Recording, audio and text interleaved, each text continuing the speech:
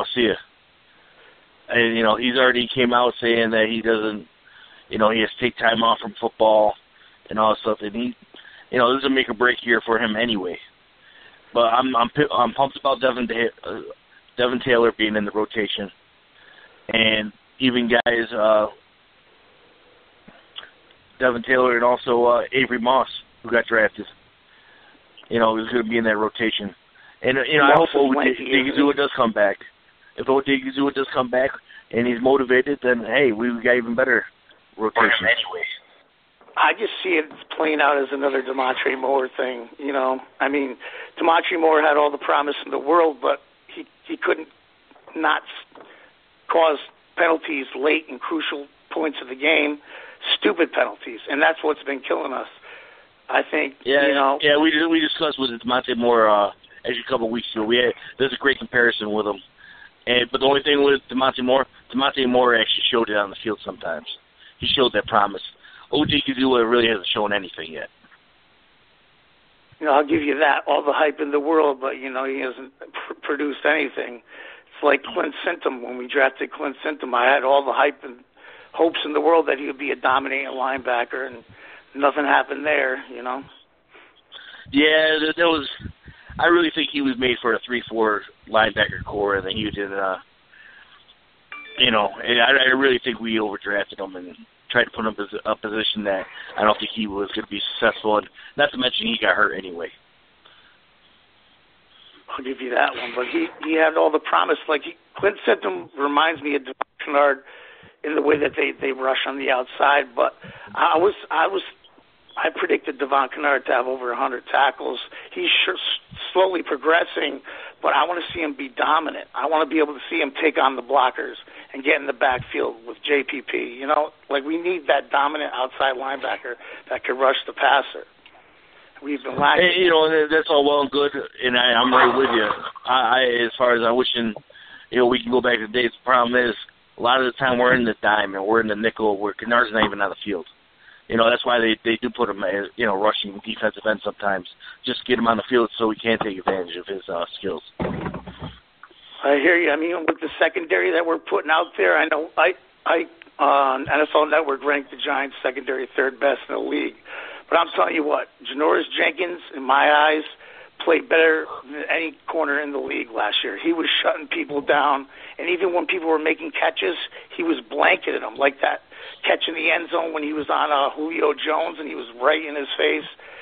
Janoris Jenkins, top 5 corner. Eli Apple is progressing, and when you got a guy like DRC playing the nickel, coming in, subbing in and out, and with our safety, I mean, if we get a little pass rush, we should be good to go. I mean, just give us something up front. Oh, yeah, I'm totally with you. Totally agree with you on every aspect of that. I hear you. Yeah, I'm trying to listen on the Periscope, but there's no audio, so I called up. This is my first time calling up. Oh, not a problem, man. And please call back anytime. Check us out. I think the YouTube works pretty well, and so does I don't know. Are we on Periscope and Facebook too? Yeah, everything should be up and running now. All right, I'm gonna check another website. Thanks for the time. I appreciate it, guys. Let's go Giants. All right. No problem. Man. No problem. Take care. We got someone else on the line. Hold on. We got one guy just dropped, and let's see who's it. Caller, you're on the air. What's up? Hey, it's Mike from Mayopac. Hey, Mike from Mayopac. How you been? What's up, gentlemen? What's up, guys? What's up? What is up, gentlemen? What is up? I took it off Facebook because it was going crazy. But Mike in Mayopac, have you talked to Jimmy from Ronkonkoma? Yes, I just got off the phone with Jimmy from Ronkonkoma. Yeah, we're having a good time. Odell, what's with you, Odell? What's with you, Odell? That's what he wanted to know, right? That's right. What's going on, fellas? TikTok, a week away. Dude, I'm throwing all the way that we were on the air for about 2 minutes, and we get a caller, And the guy, he's all enthralled, but he also is like, all right, I'm going to check out another website. I think it sounded like he was trying to check out another website that he could listen. Oh, maybe. I'm hoping. Or he didn't like the answers I was giving him. He couldn't hear on Periscope, right? So maybe he was thinking about trying to find us on another website or something like that. Who knows? Some shit. I think we are all up and running. Everyone on YouTube, giving a big hello. What's going on? We seem to be running pretty smoothly now. The number to call in is 516-453-9383. And gentlemen, a week away. I'm getting antsy. Mm-hmm. I just want to skip preseason and go right straight to the games. I hate preseason. Oh. Yeah, preseason is the most agonizing time of year. Stress. Preseason is the biggest stress. Just please, it means nothing, and it can ruin your season. Yep. And I'm like, oh, please don't get hurt. I see any giant thing go across the ticker, I'm sweating it out. Yep. Yeah, I mean this is the time of year where you're more aggravated and nervous than anything else. I mean, nothing means anything. So every down they play means absolutely nothing. These fans get all crazy, they get all going nuts. They start talking trash based off a preseason game that means absolutely nothing. And the bottom line is just come out of this healthy. If you don't win a game during preseason, come out of it as healthy as possible. That's, to me, the whole goal of camp. Just come out of it as healthy as possible. I don't know about what you guys think. I got a question for you guys. Let's say we were relatively healthy last year, you would think? Yes? Yeah, for the most part, coming out of camp, yeah. Okay. Mm-hmm. So let's say we go, knock on wood, that's what happens again this year. What do you think Tom Coughlin was doing those, 3 years before that? We were, the most injured team in the league. I think it was just shit luck. Yeah, I think, so do I. I mean, I don't know if you could put, I'm sure the Giants probably have a science behind it, right? I mean, they have their science, medicine, and that division and analytics about all that good stuff, and they probably are really in depth to maybe the strength and conditioning coach. Maybe that's what caused the change recently over the last couple of years in strength and conditioning is the fact that maybe it was a little outdated what Tom was doing, more old school. Maybe they've implemented something new with the new coaching staff. So, but again, I think it's more random than anything else, right? I mean, these guys are in such good shape now during, not during just football season, but they're in shape. They're staying in shape during the course of the off season, working to get better. These guys are in the best physical shapes of their lives. I think a lot of that comes into play come camp time, and a lot of this is just random injury stuff, and you got to just hope you're lucky. Yeah, I mean, guys on a practice field running a butt hook, right? And he rips his ACL. I don't know if that has anything to do with just dumb luck or not being lucky, or if that's more of a scientific. You guys remember? You guys remember Odell's first preseason?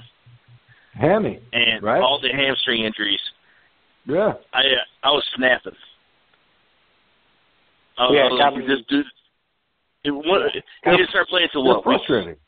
Week 4, 7, or 5, something like that.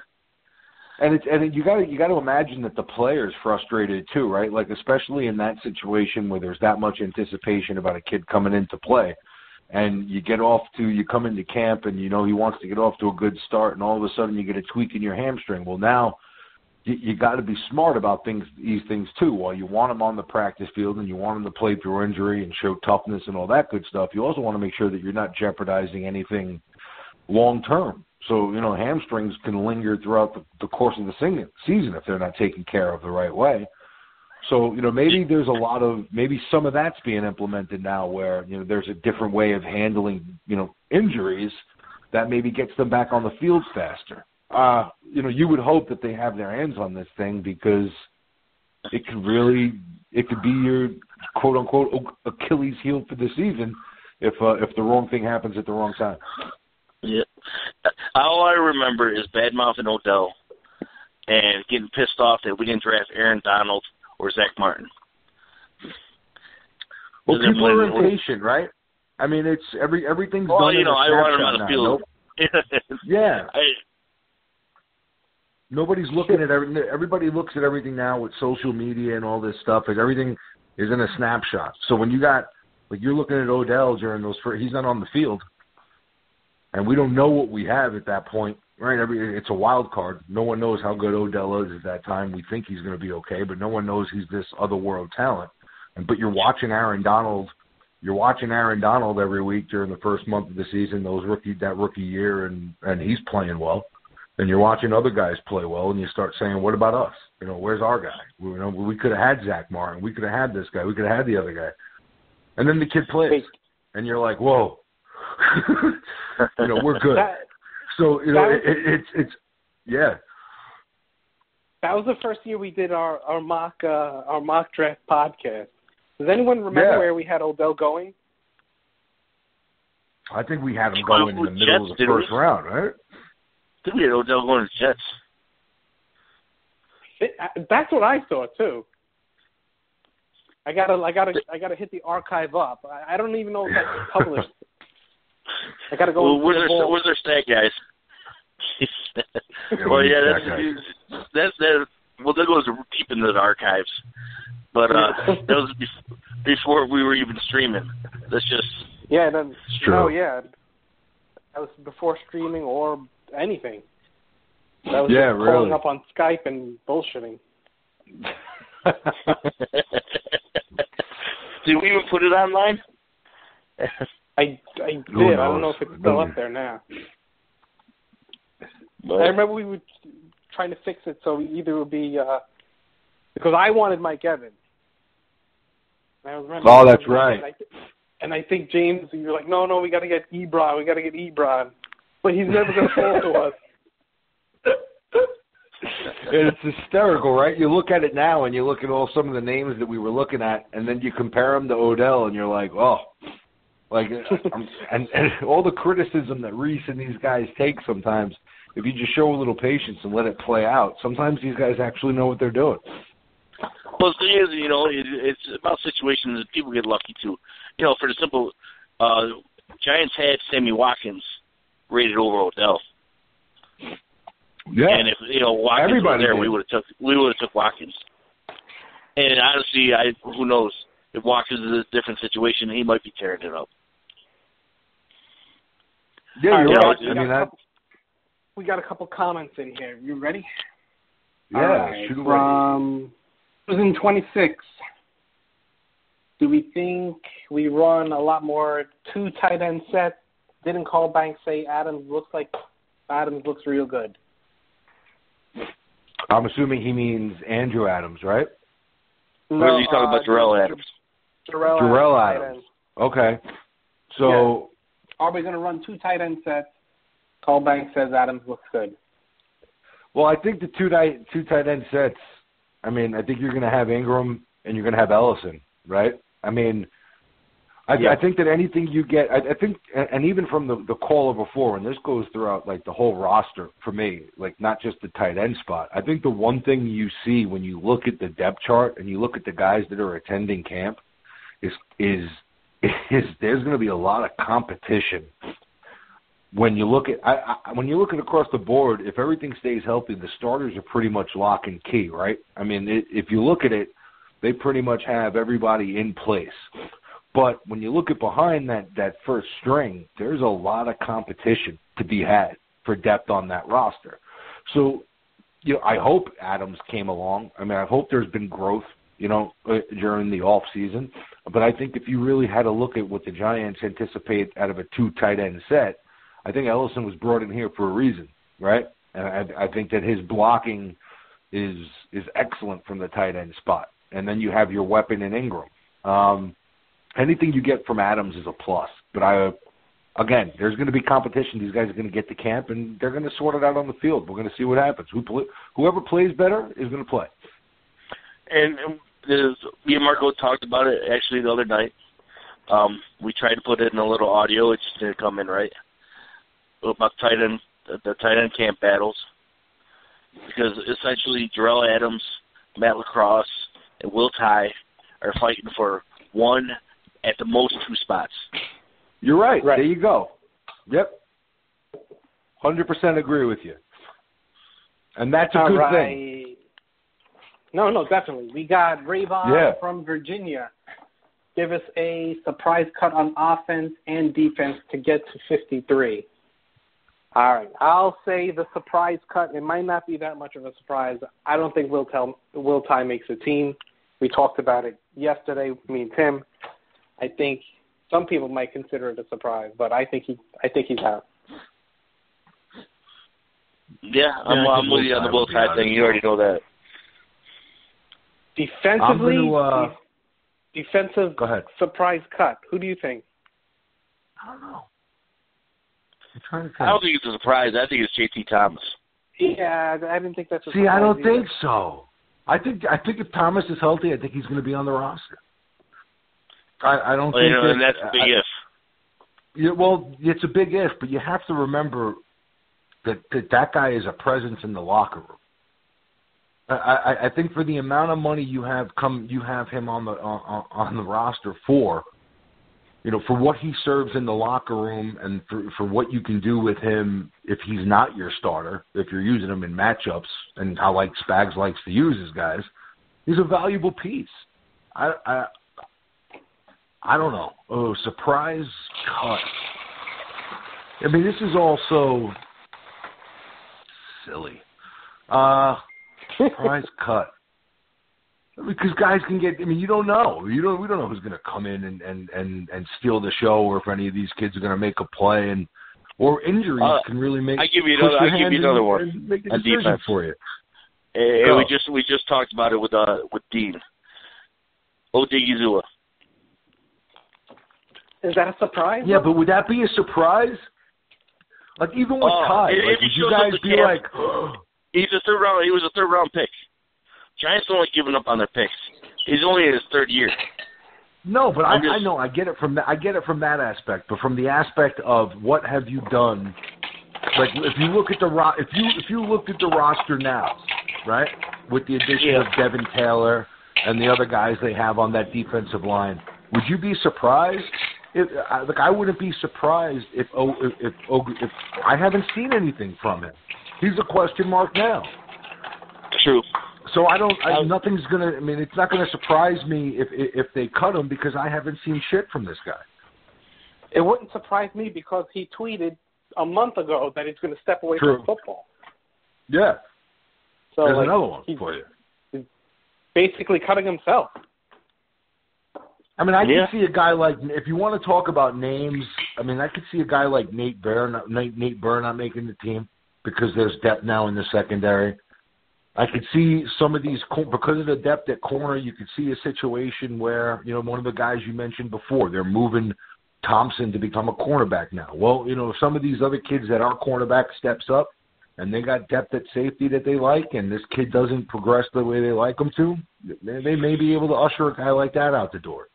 I don't think any of the big names are in danger of getting cut. Like, I was thinking offensively, and I was like, oh, maybe Vereen. Maybe you see Vereen like a guy that got cut. If he got banged up in camp and you didn't know and he was a question mark. You know what? I'll put a running back out there right now. Darkwa does not make it the team. I don't know. I think he's I don't know. What if he outperforms Gallman? Gallman's still a draft pick. Gallman's got the advantage right now. But you're trying to win games now. See, to me, it's the opposite. Like, to me, Gallman doesn't have the advantage now. Like, to me, if you're talking about advantages, I've seen Darkwa play on Sundays. I've never seen Gallman play on Sundays. Thank you. I've never seen Gallman. You have seen him play, but how many times have you seen him play? But I've seen him play, and when I've seen him play, I've liked what I've seen. So if you're telling me that Perkins is the back and that the competition is between Darkwa and Gallman, for the power back spot or the second role. Oh, you also got Sean Jerome. You got Sean Jerome there too. Yeah, no, I get that, but you got to figure, I mean, just from body type. Like if you're looking at their backs and you're saying, okay, well, who would be your short yardage goal line back? To me, Drones and Vereen wouldn't be in that. They'd be in the conversation for that third and fourth running back, special bigger, teams back. Honestly, no, but he runs with power. Like I don't need the guy to be 6'4" and fucking. I don't need him to be Brandon Jacobs, but run with leverage, run with attitude. Gallman, I saw that. I'd rather have Perkins in there. I'd rather have Perkins in. All right, people are throwing out some names. You want to hear some? Yeah, I want to hear some names. But Perkins, we got to remember, we haven't seen I love Perkins. Perkins' body type, can he make it 16 games? Do we want him to be our short yardage back? A lot of questions. Roger Lewis Jr.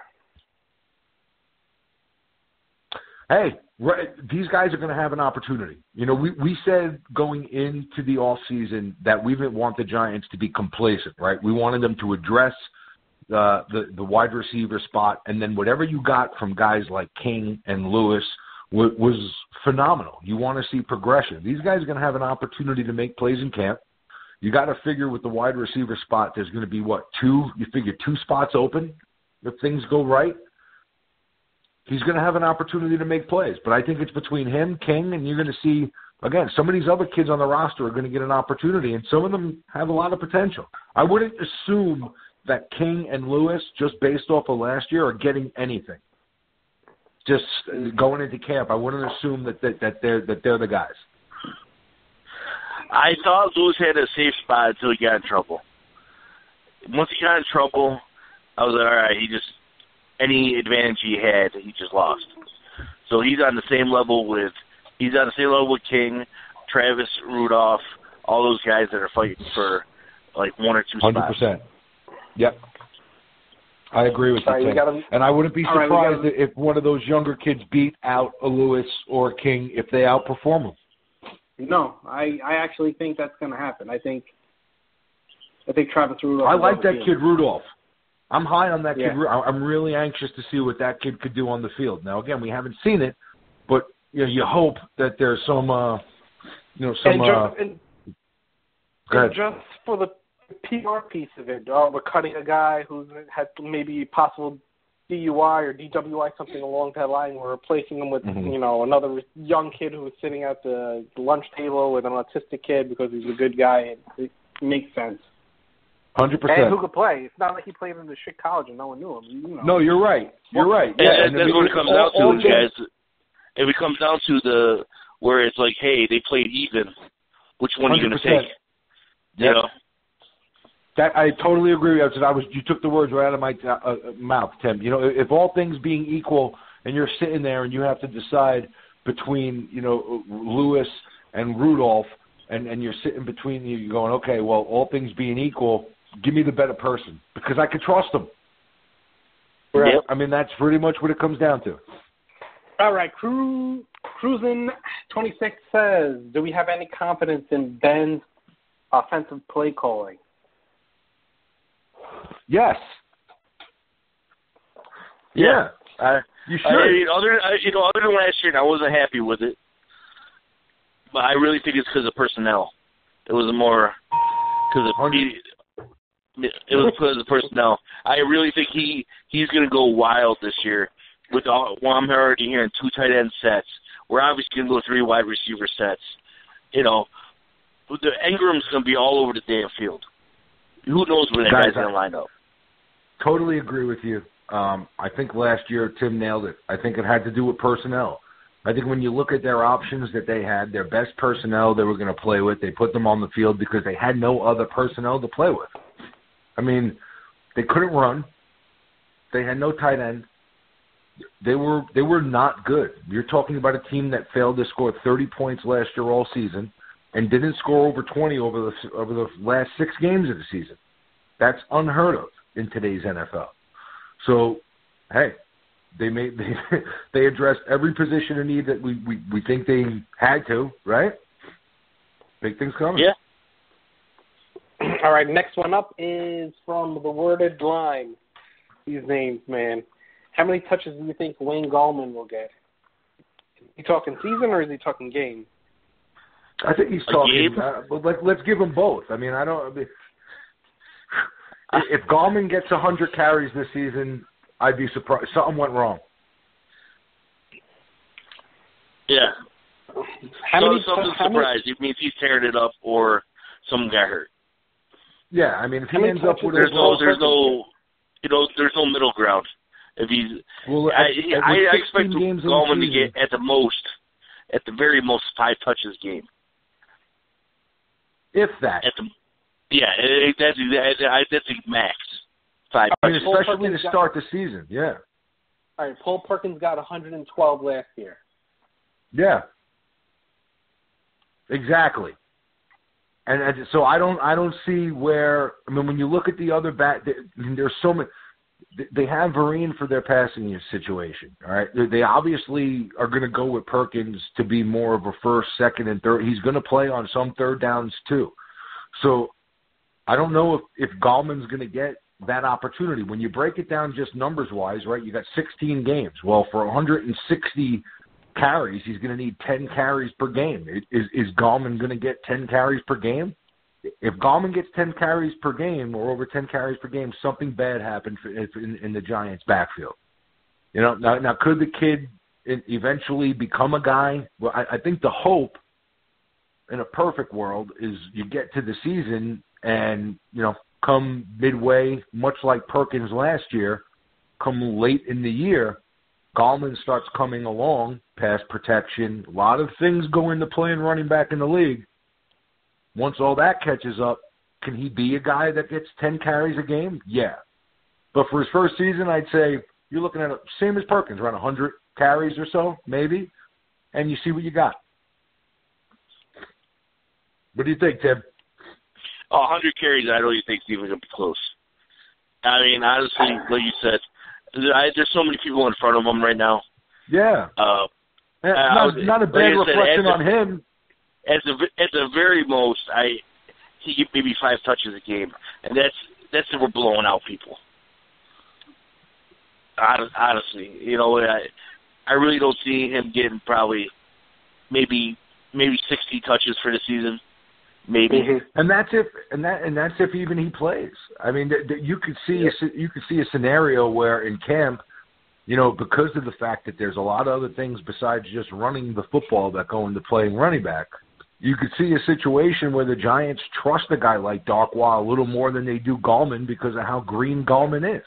That's not saying anything bad on Gallman. If Gallman doesn't play a lot or he's not playing at all coming into the season, it's not necessarily a bad thing. I mean, you saw it with Perkins last year. They brought him along. They didn't just throw him into the fire. So if you can have a situation where you ease Gallman in, it may be better for you down the line. So maybe he doesn't have a great season or a lot of carries this year, but maybe it pays dividends in year 2, 3, and 4. The other thing is if he's not up to speed with pass protection and stuff like that, you have a guy in Darkwa that serves that role that you know you can trust because you've played him on Sundays before. And when he's gotten an opportunity to play, he's played pretty friggin' well. So the great thing about this roster going into it is the depth and the competition. They brought all these guys in, and they're going to say, "Hey, man, it's there. Take it." Or the other guy. That's not true. It is true. That's not true. That 30 for 30, by the way. Marco, did you watch it? Parts of it. I didn't get to the whole thing yet. It was good. I got to get it. I'll just slip it in. I'm not going to lie. I was never a Mike Mad Dog fan. I'm sorry. Why are you yelling? Fan. It brought me back to the days of, I'll be honest with you, right? My uncle, he, quote unquote, worked for a cab company, right? Mm-hmm. So growing up in the Bronx, so my uncle used to put me in the back of his cab. Now I'm 8, 9 years old. I didn't know what the hell was going on. I used to go in the back of the cab, and we used to stop to make quote unquote pickups, collections. right? All throughout whatever. And I used to be in the back of the cab, and I used to be listening to Mike and the Mad Dog for hours and hours. So from 8 years old, forget it, 8, 10, 9, 10, 11 years old, I grew up with those guys. So this brought me back memory lane, man. It's hilarious listening to those guys. All right, we got true another story. one coming in. Let's see. True story. Oh, hold on. Is that a true story? That was a true story. Witness protection program. Yep. People ask me, what am I doing in Mountville? I tell them I'm in the witness That's not protection true. program in Pennsylvania. Yeah, it is. I never said that. The Pope. Oh, my God. I love him. All right, where we at? Okay, what do you guys think about bringing back Leon Hall? Versatility and experience. Yeah. Past that? I mean, We're good? Yeah. I mean, if Leon Hall makes the roster, we've had a bunch of injuries and we're in deep shit. I mean, That's I not think true. They've got so many guys now, depth-wise. We don't want them to. Yeah, I'm totally with you. Leon Hall did nothing last year that I was like, oh my God, he's awesome. No. Or we need to bring him back. What's the I'd rather give me have the name Trevor of the Wade little? back. I love that kid. No, give me what is Deadman? What's the kid? The short kid. Dion, the little 5'8" Give me kid. that kid. Give me that kid. That kid can make my roster any day of the week. You know who I'll take that kid. He was injured. He had a little injury history, but he was like scrappy. Tremaine McBride. I liked him too. Yes. I thought he was good. He was always like ripping at the ball. I was like, look at this guy go. Yeah, he was a tough little bit, and then injuries. Tremaine McBride. Yeah. No, yeah, it was injuries that derailed his career. But give me that little. I hope that kid makes the. I'm really cheering for that kid. I hope that kid makes the roster. I like the way he played, but honestly, you know what? The size did definitely make a difference. He competes, and he's not afraid of anybody. I love it. We got one going out to our offensive line guru. Do you think Adam Bisnowati will start? That's from Sean Wright. Go ahead, Guru. That's you. Now, they have every intention of giving Bobby Hart the right tackle job. Now, if he beats him out, hey, good for him. I mean, it's a win-win on our part if the rookie actually beats him out for right tackle, because now we got a guy on a rookie contract. At the beginning of his rookie contract, starting at right tackle. Great. But I think Bobby Hart and Flowers worked their asses off, and I'm a Bobby Hart guy. I like the way he plays. So I'm right with you, Tim. And they've given these in their minds right now. They have their offensive line and their tackles are in play. If Bisawadi or anybody else shows up that can play better, I think the Giants will consider playing them. I don't think that they have written in. I think if they get surprised, they're not tied where they have to say, okay, yeah, we're going to play you.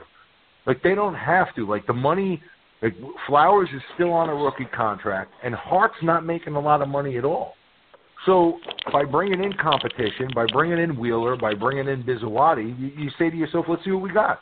We believe in you guys, but at the same token, we're not resting on our laurels. So you bring these guys in, they compete, and if Bisawadi, I think Bisawadi projects more to a guard, in my humble opinion. But hopefully, he can compete and play well at tackle too. Let's not take anything away from him. The guy was a captain. It is, he's a hard-nosed football player. Yeah, I'm right there with you, James. On every part of it. It's just about competition. No one has a starting job on the offensive line other than Justin Pugh and Richburg. Now, I'm gonna be honest. More than likely, we're gonna have the same starting offensive line that we had last year.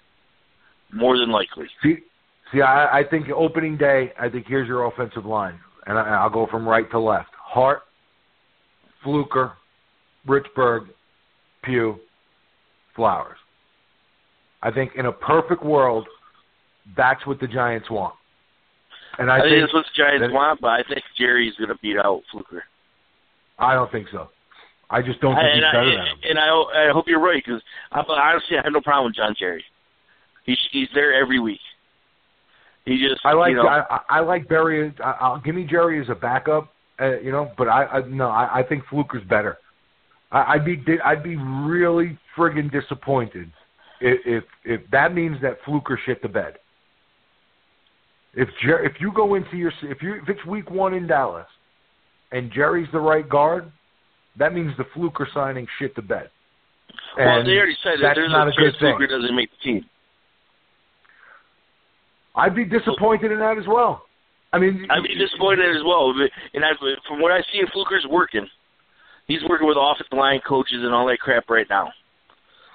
See, my thing is this. It's not much Fluker. It's like I'd be disappointed in the fact that you didn't bring in someone else.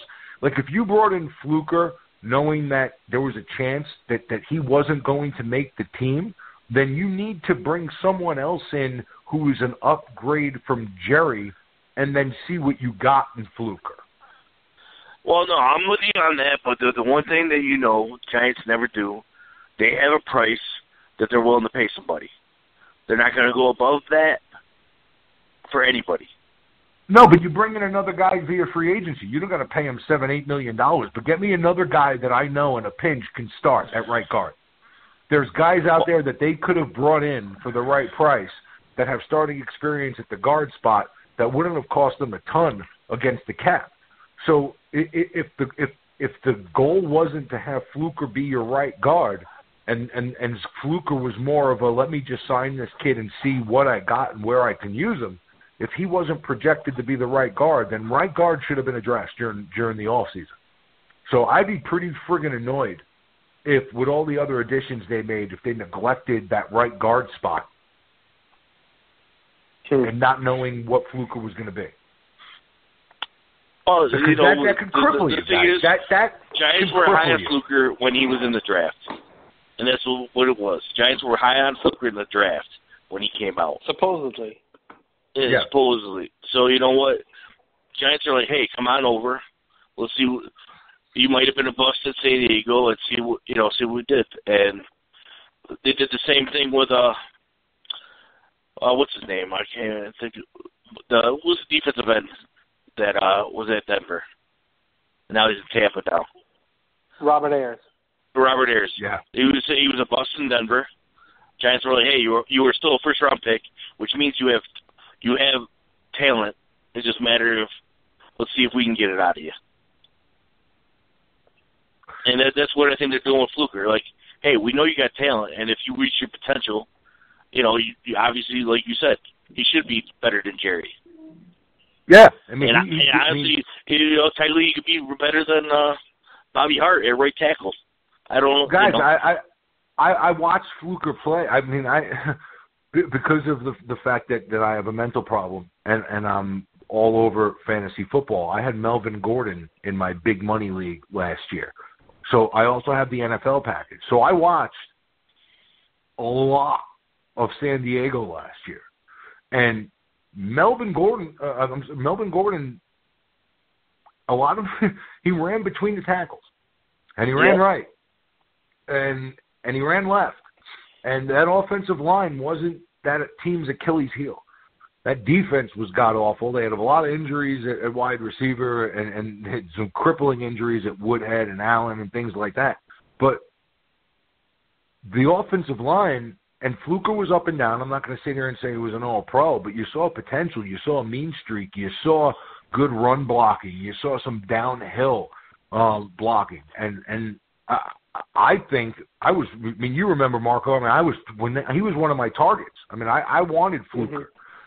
So if we're going into the season and we're going to say that Jerry's starting over Fluker, I'd be really disappointed if through a whole off season and through training camp, Jerry beats out Fluker. That's saying something. Well, that says something about Fluker because the fact is Yeah. He knows he's on a 1-year contract. This is his contract year. If he's not going all out this year then and playing to the best he can, then, screw him anyway.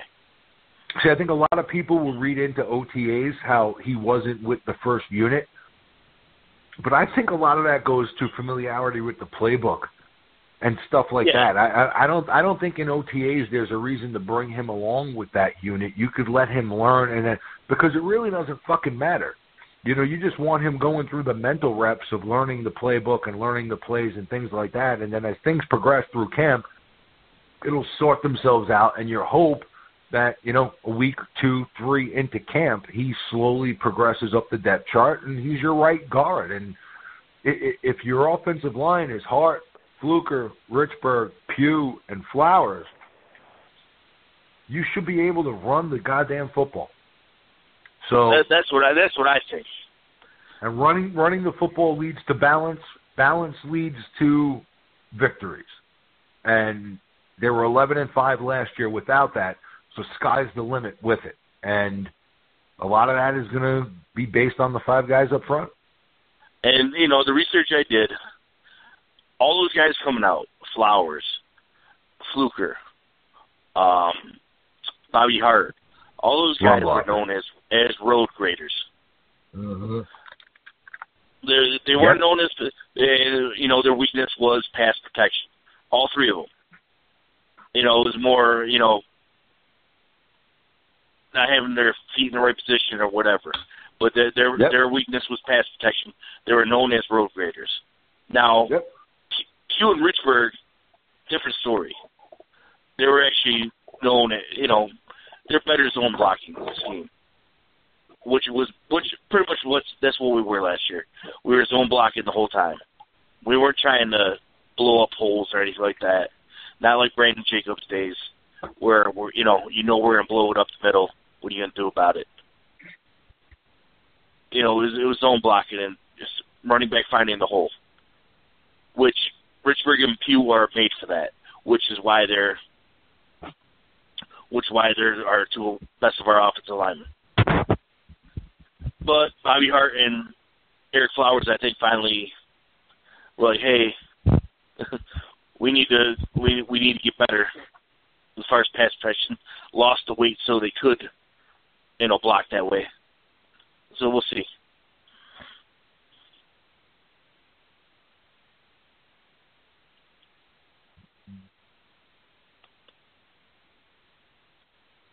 You guys there? What else besides the offensive line? Oh, I don't know where Marco went. I was waiting for Marco. Oh. Well, I heard Marco got taken out. Hello? Yeah. Hey, buddy. I muted myself. So I was going to say, let's do another till 11 o'clock, and then we'll cut it. Keep it about an hour. You come back before camp. Yeah, pretty much. All right, linebacker Zach Orr, if he's still healthy and still on the market, you want to go for him. That's from the worded line. No, I don't want to go. I don't think the goal. I think if you come into camp and you get a couple injuries, you can see them possibly. Why are you yelling? Somebody in. Because, goddammit, because it fired me up. But I don't think. I don't think this is their roster, guys. I think these are the guys that they're going in with. I think they're content with them, and we're going to see what happens. And I'm with you with that. Yeah. Spagnuolo has a complicated defense, and he likes to do different things. You're not going to do that with a guy you just picked up off the street. Right. And especially if he's starting. All these guys that are going to be starting are probably at least in their second year playing with us, at minimum. So, no, which I agree with you.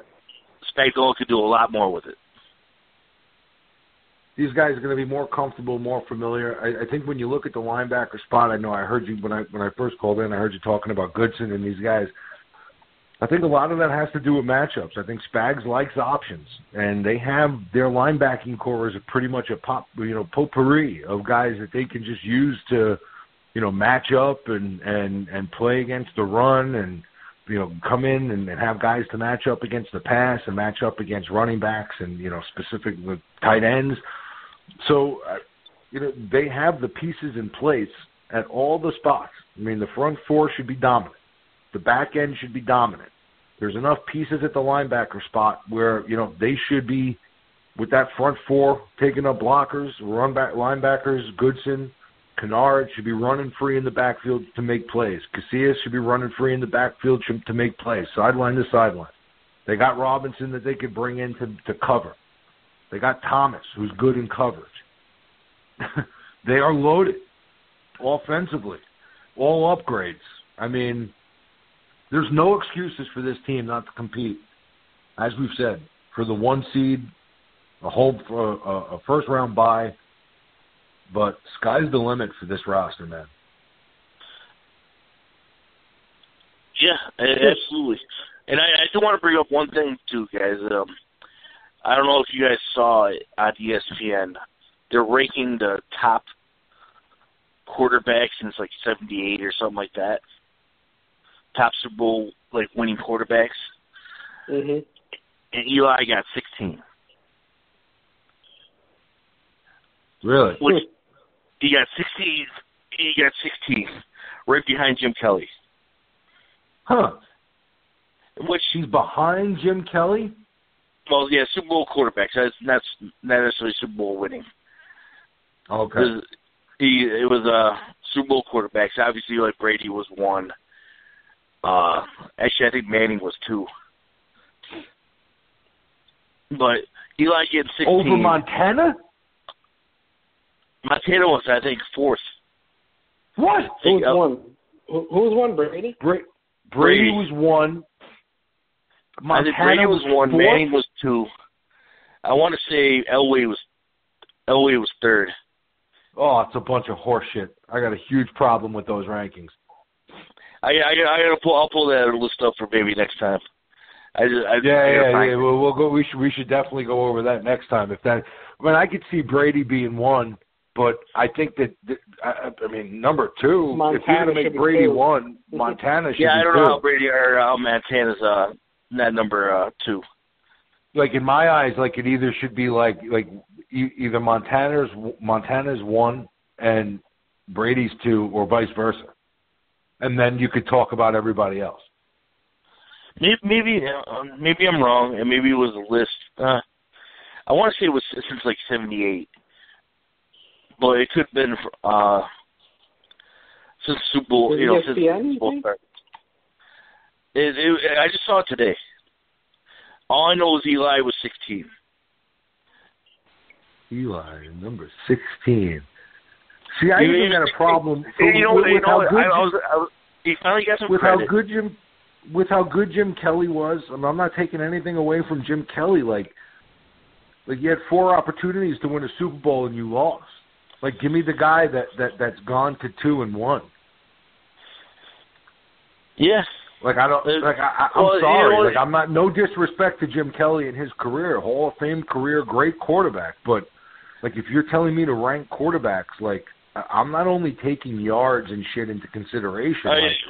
You guys talk about it. I'm gonna try to check in my stats where this list is. Hold on. Come on, Tim. You guys talk about yourselves. we need the where's the Jeopardy song? Yeah, come on. I wanted to put something. Hold on. We need the Jeopardy thing. Now I got to go look at that list and pick it apart and scream. But what the hell? I wonder who else is in front of Eli. Oh, boy. Eli. Back after this. Yeah, we'll be right back. Commercial break. Oh, my God. There's a button that says to play ad. I wonder what happens when I hit it. Go ahead, hit it. Let's see. Blog Talk Radio.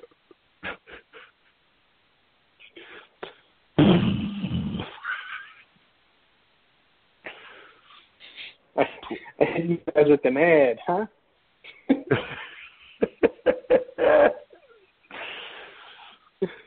Bleedbigblue is brought to you by Toyota.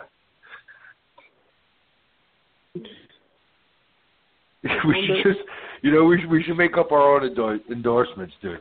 It's brought to you by Burger King. Get yourself some Burger King because it's fucking good. Have it your way. Just stuff that we like. And we just give we don't even we just give quotes about what about what we like. Dunkin' Donuts, because I'll kill somebody in the morning without a fucking Dunkin' Donuts cup of coffee. I need my coffee. All right, I hit you guys with an ad. Ha! Monetize. Does that even work? Did anyone even see an ad? That's the first time I said it. And then it says create highlight next to it. Hey, we gotta start getting technical with this stuff. Yeah. Tech guy. Tim, where'd you go? Tech guy. IT. Where the fuck did Tim go to find it? Yeah. What is Tim Newton? No, Timmy. We gotta put that on. We gotta get Timmy.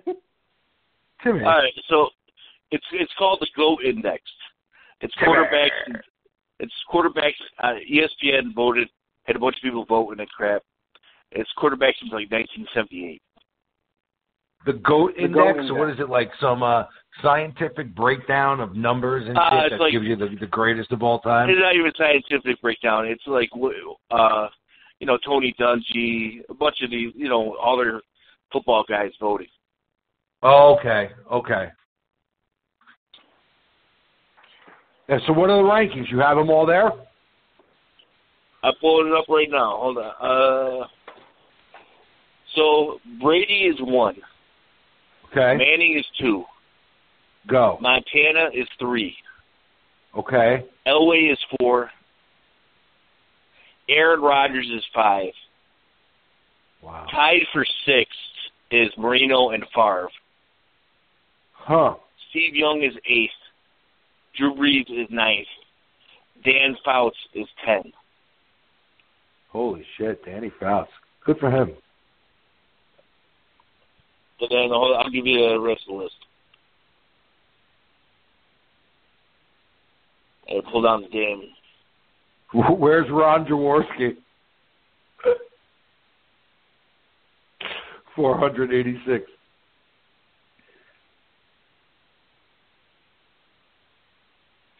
So Roethlisberger is 11th. He's 5 spots ahead Kurt of you. Warner is tied for 11th with Roethlisberger. Wow. Aikman is 13. Aikman. Get the fuck Warren Moon is 14. I like Warren.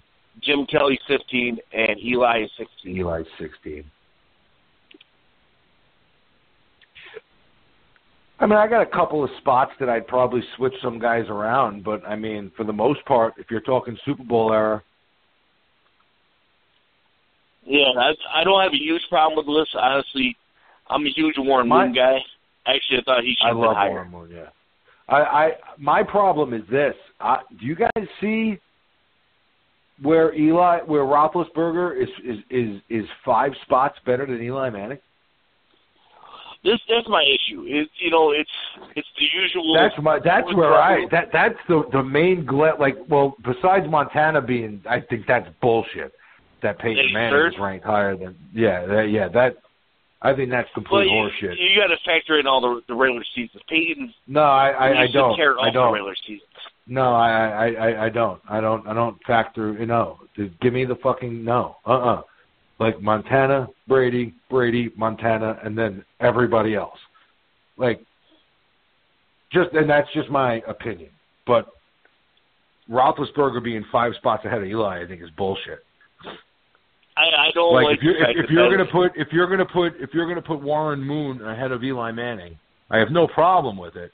But Warren Moon should be ahead of Ben Roethlisberger as well, if that's the case. 2-minute warning. Bingo. See, the problem is Warren Moon's never won a Super Bowl, so he puts him down on the list. But according to the list, but you got Peyton won 1, and you got him ranked ahead of Montana. Peyton won 2. But would have no, won two. I'm with or you. He won two. No, I'm with you. Yeah, that's right. He won the fucking one that he couldn't throw in. Well, that's my problem with Ben. Ben had the worst quarterback rating ever in the Super Bowl, and won his first. That's his first Super Bowl. They won it despite him. That's the great thing about those lists, right? Is 16 different people could look at them and make 16 different arguments. So well, that's here's why my they put that issue. shit out there. It's the usual three that I get mad about. It's Eli versus Rivers versus Roethlisberger. So many people pump up Rivers, and I can't stand it. How far and I does don't that have a list problem go with down? it. How far does that list go down? It goes to 16. That's it. So Eli's the last on the list. Yeah. Okay. Well, at least he made the list, right? Hey. Yeah. Hey, he made the list. But the problem is, I don't, like you said, there's no way Ben is 5 spots higher than Eli. That's the one thing that stuck out like a sore thumb to me was like, okay, well, like I didn't agree with that. Like, should have been a little further. Ben, he should be a little further back, or Eli shouldn't be 16. Like Eli should be 15, make Roethlisberger 14, Kelly 16, and then slide the other two guys up a little bit. I could have lived with that.